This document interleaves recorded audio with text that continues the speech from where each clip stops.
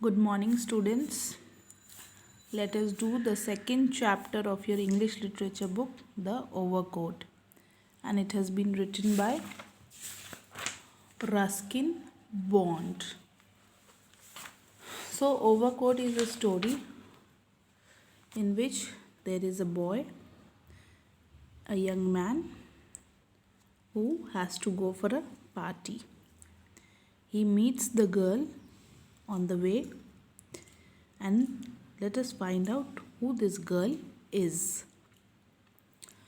Read the story about a strange experience that a young man has one evening in a quiet hill station. So, this experience that this young man has is a very strange one. Okay, and it is an evening, and this place is a hill station, a hilly area, a hill station. It was clear, frosty weather, and as the moon came up over the Himalayan peaks, I could see that patches of snow still lay on the roads of the hill station. I would have been quite happy in bed with a book and a hot water bottle at my side, but I promised the Kapadias that I would go to their party, and I felt it would be churlish of me to stay away. I put on 2 sweaters, an old football scarf, and an overcoat and set off down the moonlit road. So the weather was frosty, very, very cold. And the moon came up over the Himalayan peaks because it is the place is situated. We have already come to know that it is the story is based on a hill station. So the snow was there on the Himalayan peaks, and patches of snow could be seen on the peaks